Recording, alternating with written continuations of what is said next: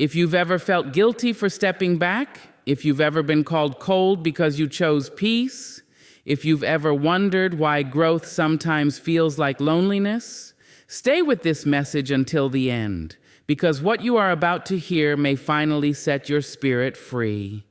Distance is born from awareness, not anger. It does not rise in the heat of an argument or arrive in the middle of chaos.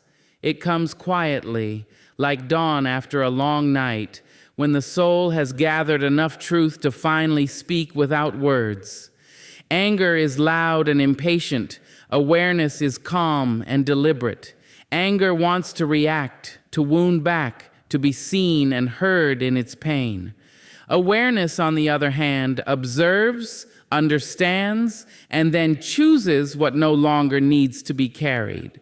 When distance comes from anger, it is temporary. It storms out and waits to be chased.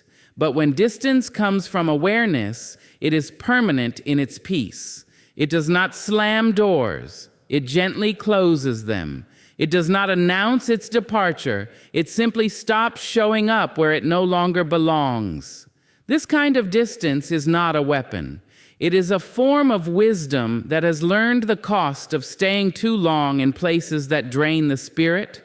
Awareness begins when patterns become impossible to ignore, when apologies repeat without change, when love feels conditional, when your presence is only valued for what you provide, not for who you are. Awareness notices the imbalance between what you give and what you receive. It recognizes the subtle exhaustion that seeps in when you are constantly explaining yourself to people who are committed to misunderstanding you. It sees the truth not once but enough times to stop making excuses for it. Anger would demand answers. Awareness accepts them. Anger would fight for recognition. Awareness realizes that peace does not require permission, and so distance forms, not as punishment, but as protection.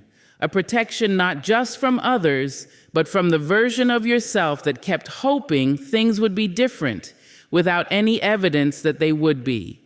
There is a certain grief that comes with awareness, because once you see clearly, you cannot unsee. You can no longer pretend that neglect is accidental or that disrespect is unintentional. Awareness removes the comfort of illusion. It asks you to take responsibility for what you allow, for how long you stay, and for the boundaries you have avoided setting out of fear of being misunderstood or unloved. Distance becomes the natural response to this clarity, not because you want to hurt anyone, but because staying would mean hurting yourself. Awareness teaches you that self-betrayal is far more damaging than disappointment. That remaining silent in spaces that shrink you slowly erodes your sense of worth. And so you choose space, not to create absence, but to create room to breathe. People often misunderstand this kind of distance. They confuse it with coldness because it no longer performs. They call it arrogance because it no longer explains. But awareness has no interest in defending itself. It understands that those who benefited from your lack of boundaries will always resist your growth. Distance does not argue with this resistance. It simply removes itself from it. Awareness also teaches you that not everyone you love can go where you are going. Some relationships were built for survival, not expansion. Some connections thrived on who you were when you did not know better. And when you begin to change, when you start honoring your limits, distance becomes the only honest response. Not every ending needs conflict. Some endings only need truth. There is strength in choosing distance without resentment. It requires emotional maturity to walk away without bitterness, to release without rewriting history, to leave without needing the other person to understand. Awareness shows you that closure is not something others give you. It is something you create when you stop seeking validation from the very source of your pain. Distance born from awareness is gentle but firm. It does not wish harm. It does not carry revenge. It carries resolve. The resolve to protect your nervous system. The resolve to honor your energy. The resolve to no longer negotiate your self-respect for connection. This kind of distance allows you to remain compassionate without being consumed. As awareness deepens, you realize that distance is not absence of love, but refinement of it. You can care deeply and still choose space. You can forgive and still walk away. You can wish someone well and still recognize that their presence disrupts your peace. Awareness understands that love without boundaries becomes self-erasure. Distance also gives you perspective. From afar, you see dynamics more clearly. You notice how much effort you were carrying alone. You recognize how often you silenced yourself to keep the peace. Awareness uses distance to teach, not to punish. It shows you what alignment feels like when your body no longer tenses at the thought of interaction, when your mind rests instead of rehearses, when your spirit feels light again. With awareness comes accountability. You stop blaming others for what you continue to tolerate. You accept that distance is not something you do to people, but something you choose for yourself. This realization is empowering. It shifts you from victimhood to authorship. You are no longer reacting to life, you are responding to it with intention. Distance born from awareness does not isolate you. It refines your connections. It makes room for relationships that honor reciprocity, respect, and emotional safety. It teaches you the difference between loneliness and solitude. Loneliness is being surrounded by people who do not see you. Solitude is being alone without feeling empty. As you grow into this understanding, you stop fearing distance. You stop seeing it as loss and begin recognizing it as alignment. You trust that what leaves had already stopped nourishing you. Awareness reassures you that what remains will be healthier, truer, and more sustainable. In the end, distance is not a rejection of others. It is an acceptance of yourself. It is the quiet declaration that your peace matters, your time matters, and your emotional well-being is not negotiable. Awareness does not shout this truth, it lives it. And in living it, distance becomes not an act of separation, but an act of self-respect that finally allows you to stand in your own truth without apology. Peace requires boundaries, not permission. It is not something you ask for, negotiate for, or wait to be granted by the comfort of others. Peace begins the moment you realize that your well-being does not require approval, and your limits do not need to be justified. Boundaries are not walls built in anger, they are doors placed with intention. They decide what enters your life and what must remain outside for your spirit to stay intact. Many people confuse boundaries with rejection. They believe setting limits means you are pushing people away, when in truth you are finally standing close to yourself. Boundaries are not about controlling others, they are about controlling access. They are the quiet agreements you make with yourself about what you will no longer tolerate, excuse, or explain. And peace arrives not when everyone agrees with those boundaries, but when you honor them consistently. The need for permission is often rooted in fear. Fear of disappointing, fear of being misunderstood, fear of being labeled difficult, selfish, or ungrateful. So people endure discomfort longer than necessary, hoping that patience will be rewarded with understanding. But peace does not come from endurance alone. It comes from clarity. And clarity asks you to stop asking others how much of yourself you are allowed to keep.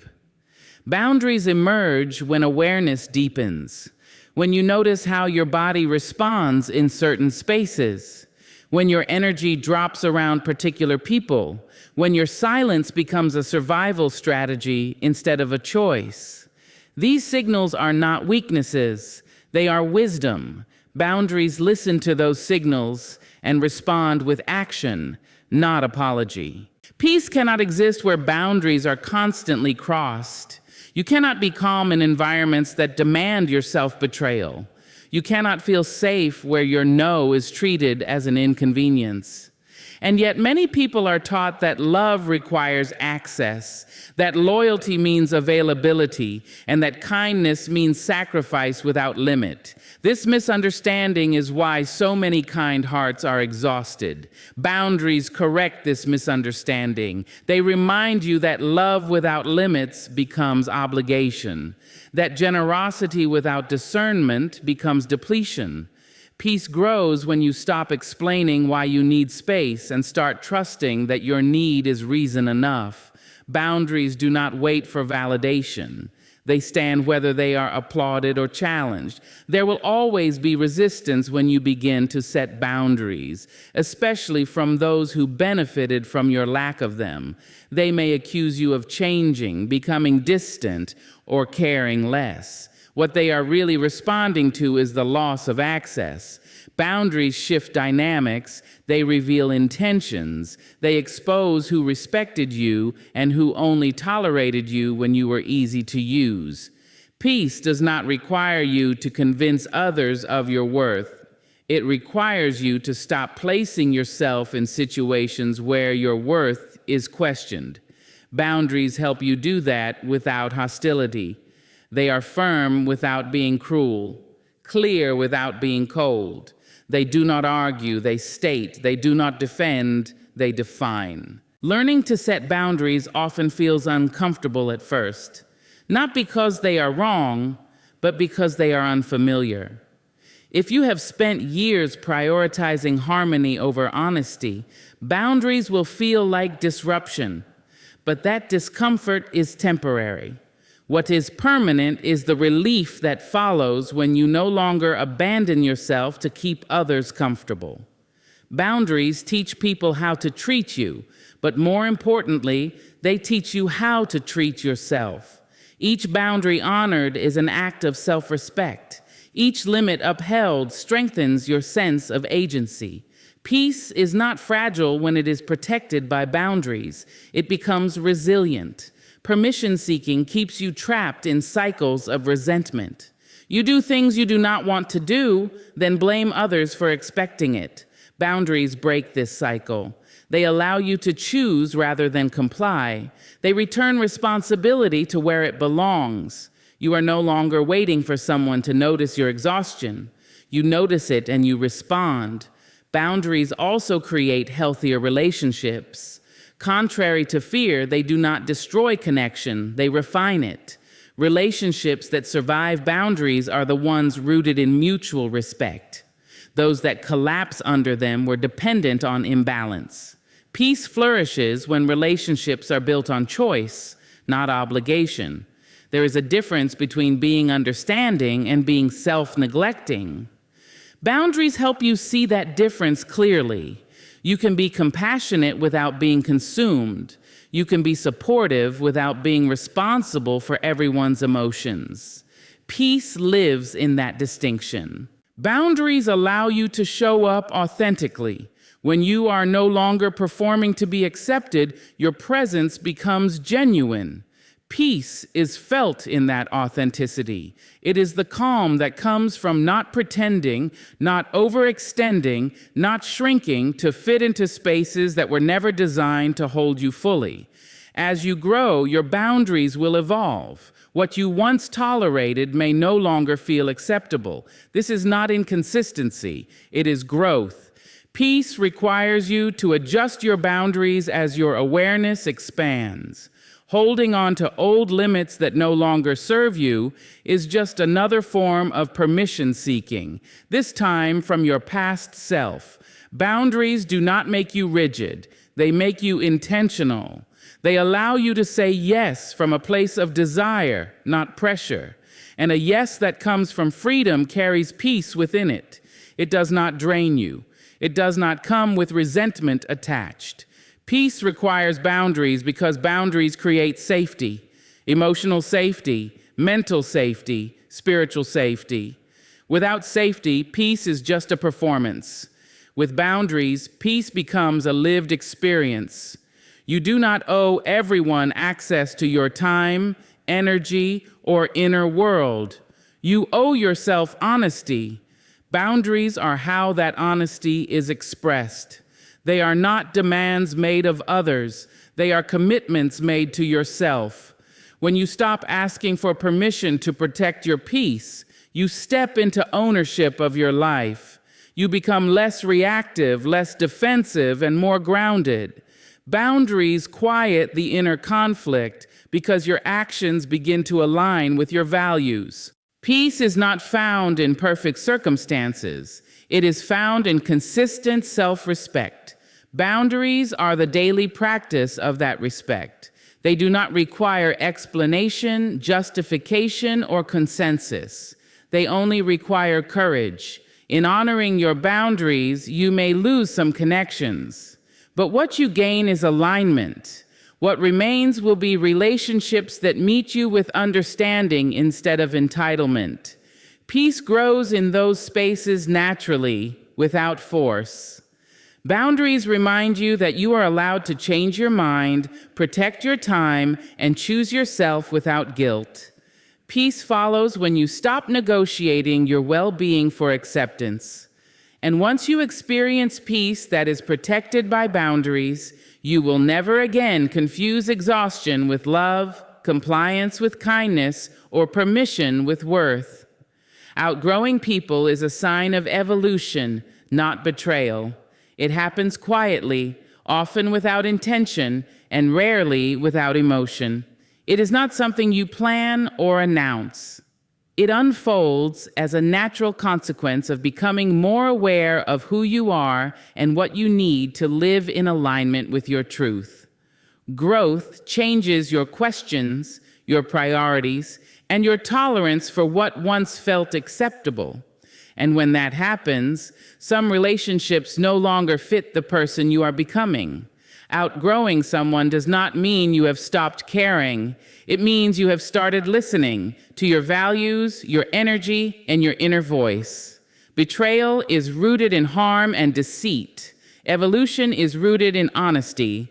When you evolve, you stop pretending that comfort is the same as fulfillment. You begin to notice the subtle ways certain connections limit your expression, dilute your joy, or require you to remain smaller than you truly are. Growth creates contrast. What once felt familiar may begin to feel restrictive. Conversations that used to energize you may now leave you drained, not because the other person has become wrong, but because you have become different.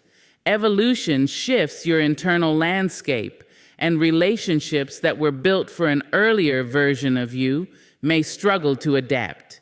This is not abandonment, it is alignment. Many people confuse loyalty with stagnation. They believe staying the same for others is proof of love. But love that demands you remain unchanged is not love.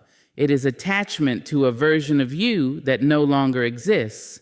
Evolution asks you to honor who you are becoming, even when it disrupts old dynamics. It asks you to choose integrity over familiarity. Outgrowing people often brings guilt, especially if you have been the reliable one, the understanding one, the one who stayed long after the connection stopped nourishing you. You may feel like you are leaving people behind, but in truth, you are moving forward. And movement is not betrayal, it is life. Evolution does not erase the past, it honors it. The people you outgrow may have been essential at one stage of your journey.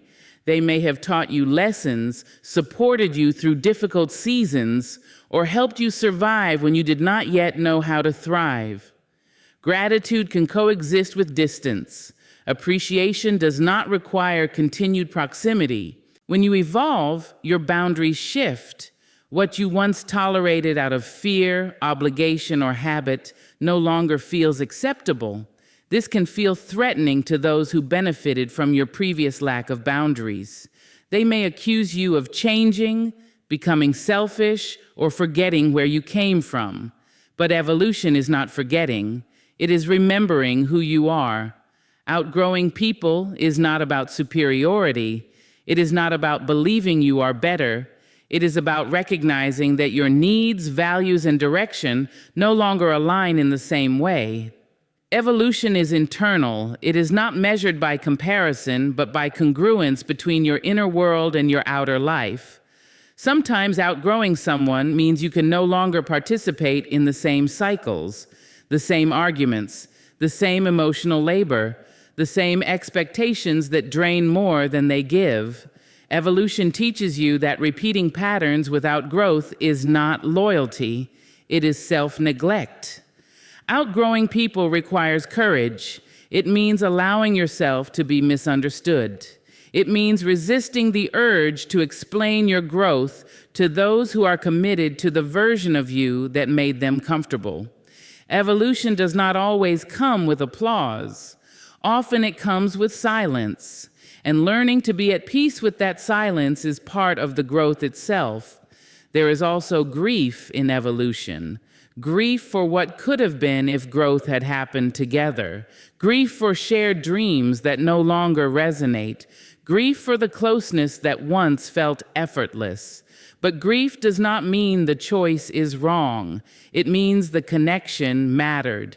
Evolution allows you to feel that grief without letting it trap you. Outgrowing people also clarifies who can grow with you.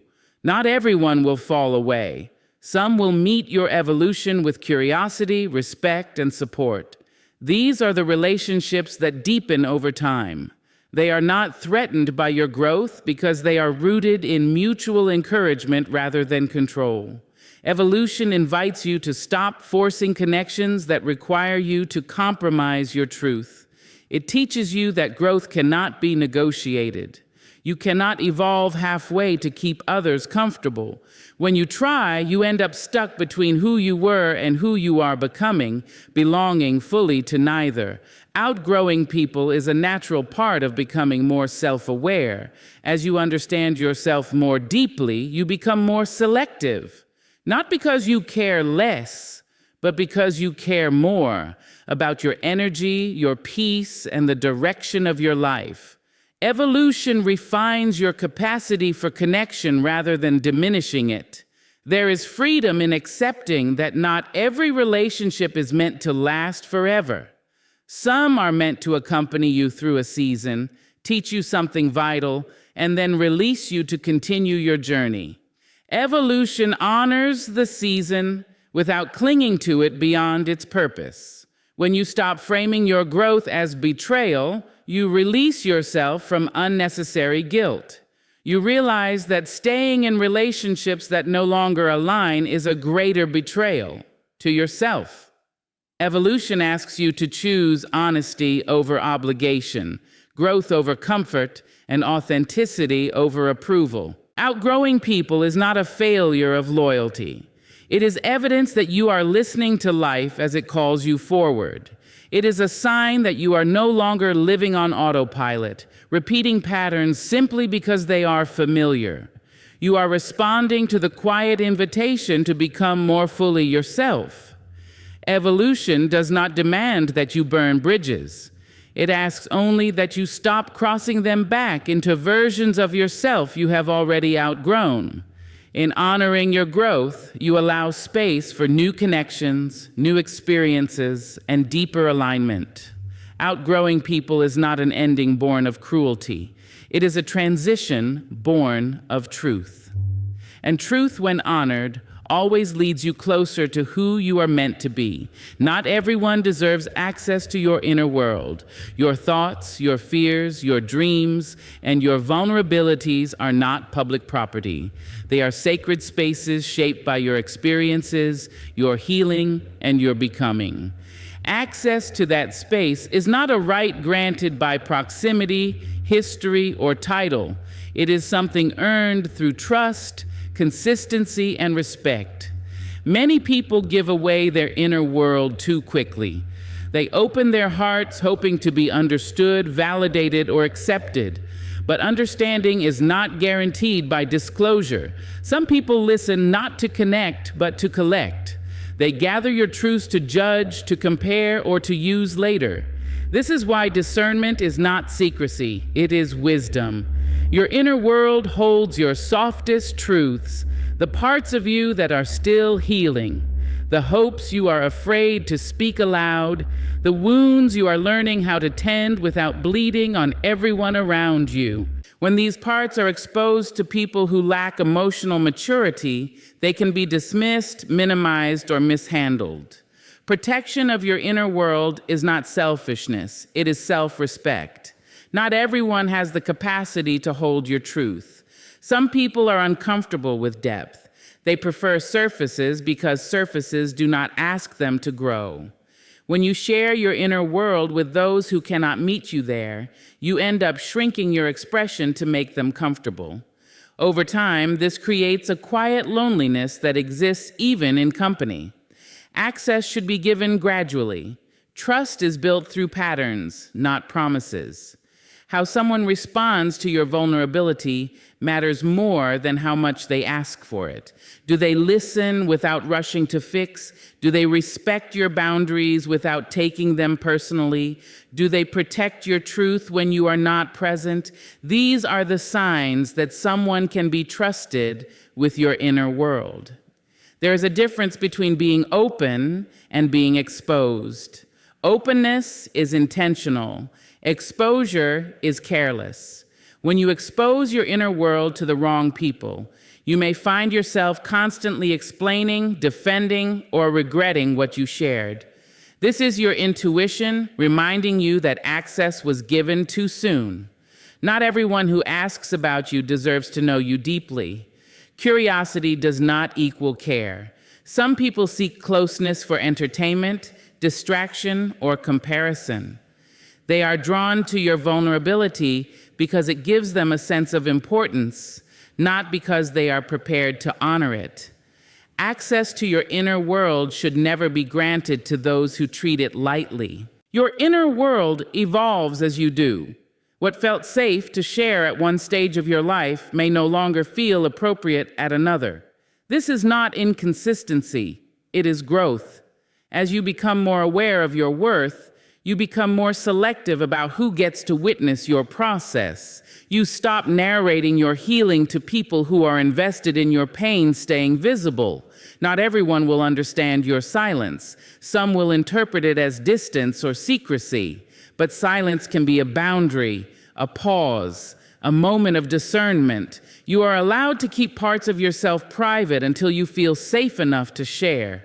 Privacy is not hiding, it is honoring timing. Your inner world deserves to be met with empathy, not entitlement. No one is owed your story. You do not need to disclose your struggles to prove your authenticity. You do not need to share your plans to justify your direction. Peace grows when you stop feeling obligated to explain your inner life to those who have not earned that trust. Giving access to the wrong people can distort your self-perception. When your vulnerabilities are met with judgment or indifference, you may begin to question your own feelings. You may silence yourself, believing that your emotions are too much or not enough. Protecting your inner world preserves your clarity. Discerning access does not mean building walls around your heart. It means building doors with locks that open selectively. It means allowing depth with those who have demonstrated emotional safety.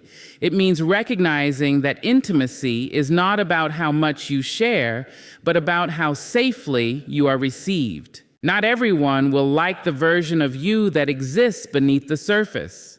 Some prefer you when you are easy, agreeable, and predictable.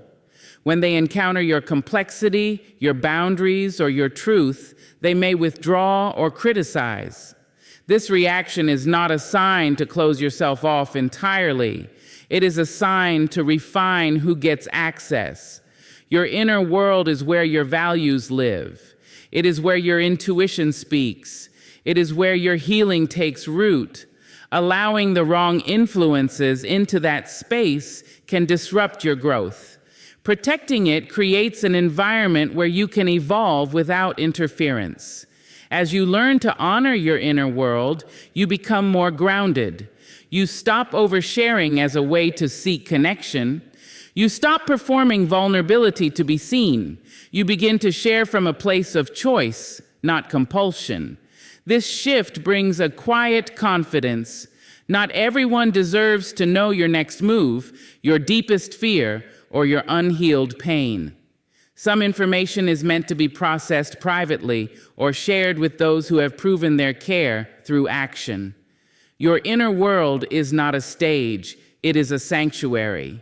When you respect your inner world, you teach others how to respect it too. You model boundaries that invite healthier connections.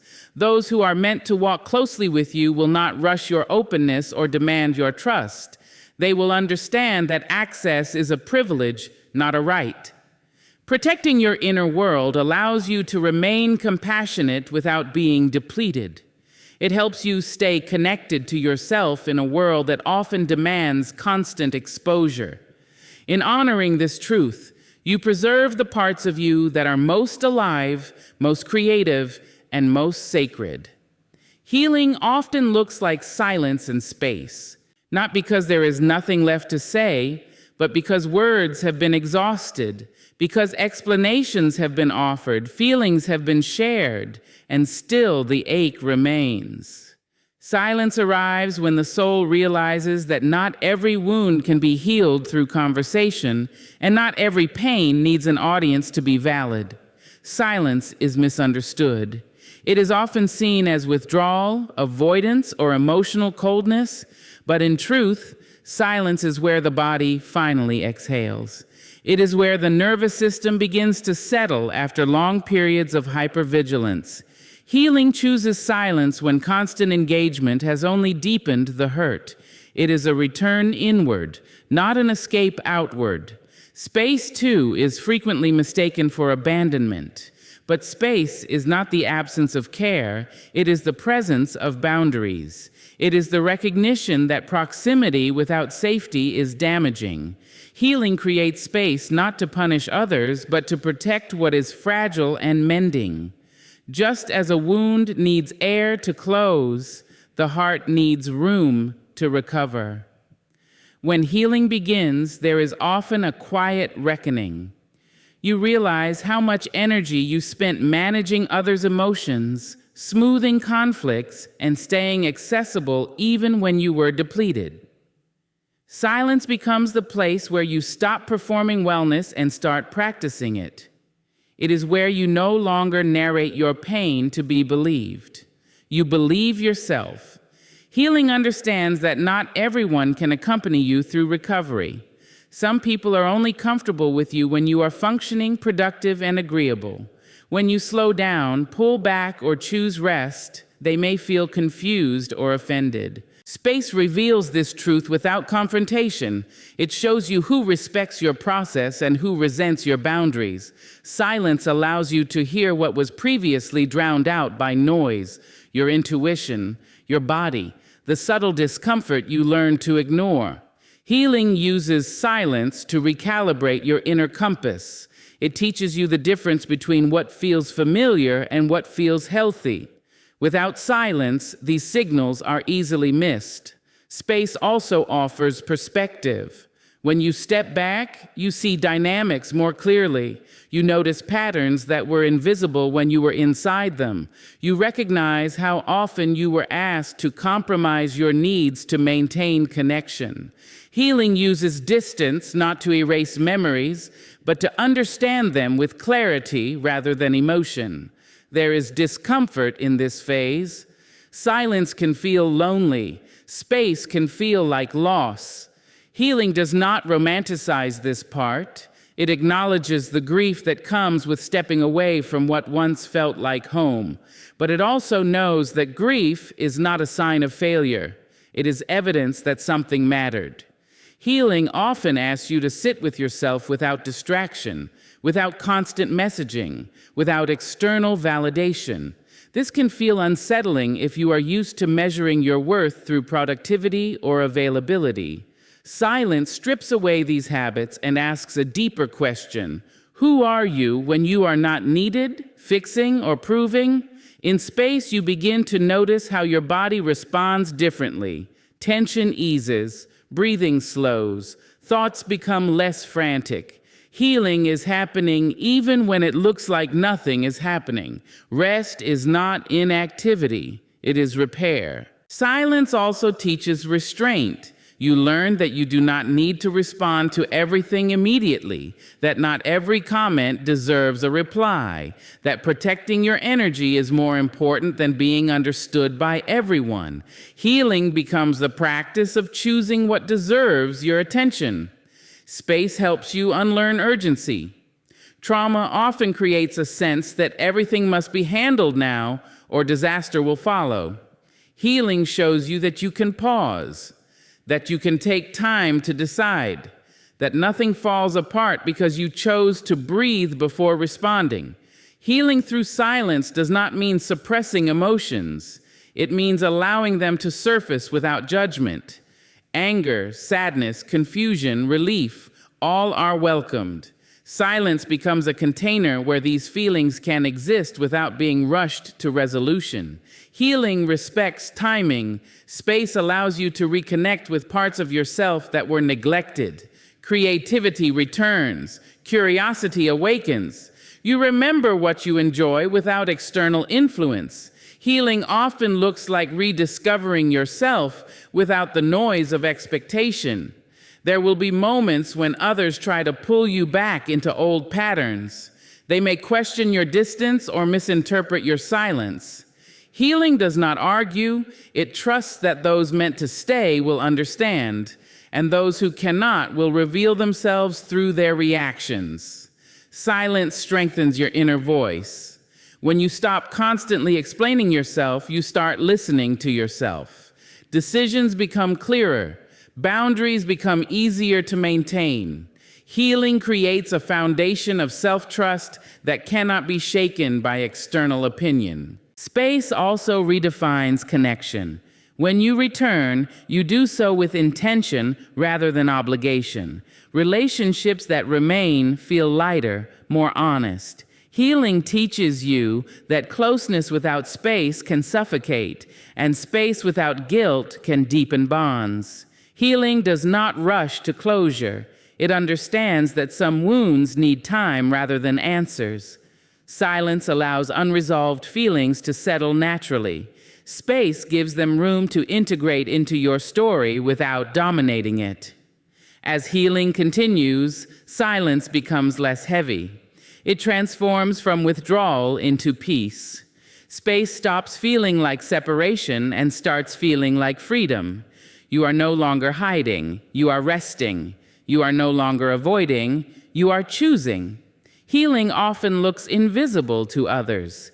There may be no dramatic changes, no public declarations, no clear milestones, but inside something profound is shifting. You are learning how to be with yourself without resistance. In silence and space, you reclaim ownership of your inner world. You stop leaking energy into places that cannot hold it. Healing teaches you that you do not owe constant access to your pain. Your recovery is not a performance. Over time, you begin to notice that you respond differently to life, with less reactivity, with more patience, with greater compassion for yourself. Silence and space have done their work. Healing often looks like stepping back so you can move forward, like choosing quiet over chaos, like honoring your need for rest without explanation. In that quiet, you are not lost. You are becoming whole again. Self-respect will always offend those who benefited from your self-neglect. Not because you have done something wrong, but because you have stopped doing what once made their lives easier.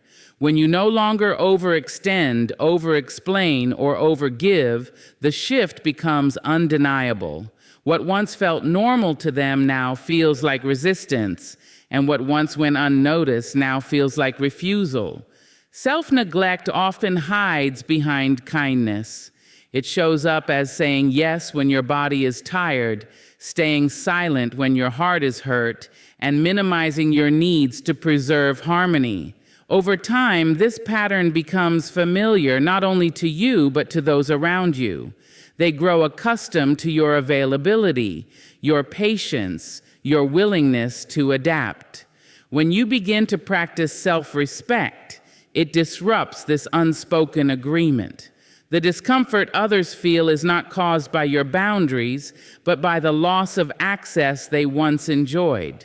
Self-respect changes the rules. It replaces automatic compliance with intentional choice. Those who benefited from your self-neglect may interpret this as rejection or selfishness because they were never required to consider your limits before.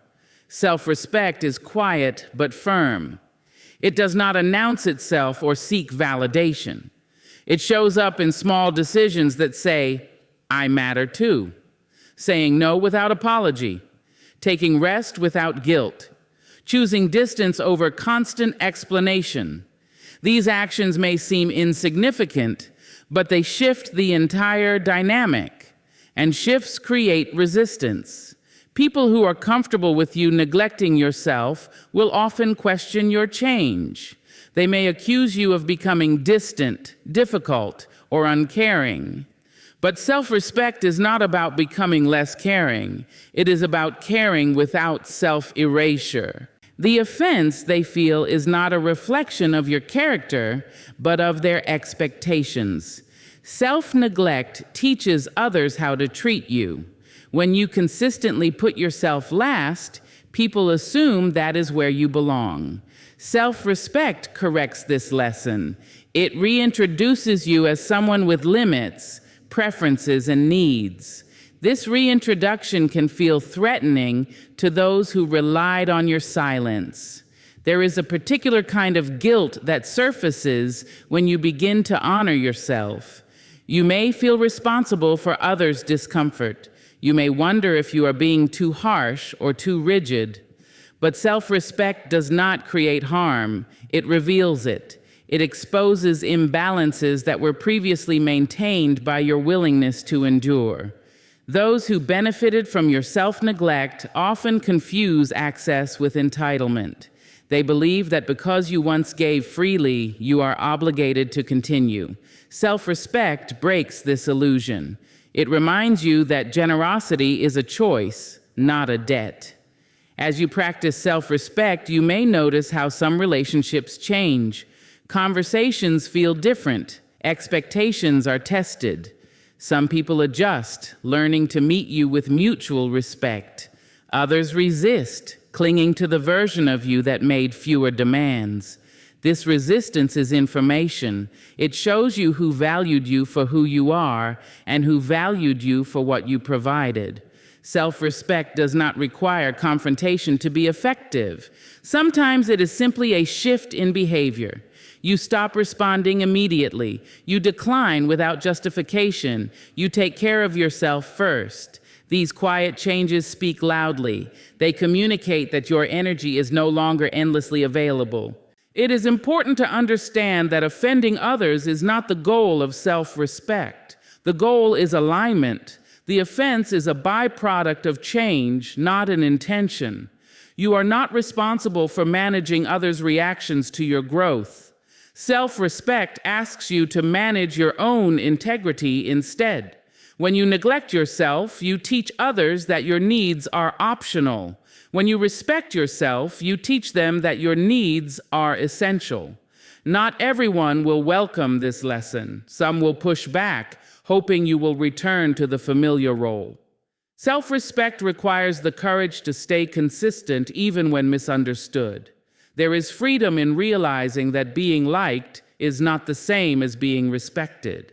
Self-neglect often earns approval, but at a high cost. Self-respect may cost you approval, but it gives you peace. The trade is worth it. As you grow more comfortable honoring yourself, you become less reactive to offense. You stop defending your boundaries. You stop explaining your worth. Self-respect does not argue its case. It lives it. Over time, this steadiness becomes unshakable. Self-respect also deepens your relationship with yourself. You begin to trust your decisions because they are rooted in care rather than fear. You listen to your body. You honor your limits. This internal alignment creates a sense of stability that external validation cannot replace. Those who benefited from your self-neglect may eventually adapt or drift away. Both outcomes are valid. Self-respect does not cling to relationships that require you to shrink.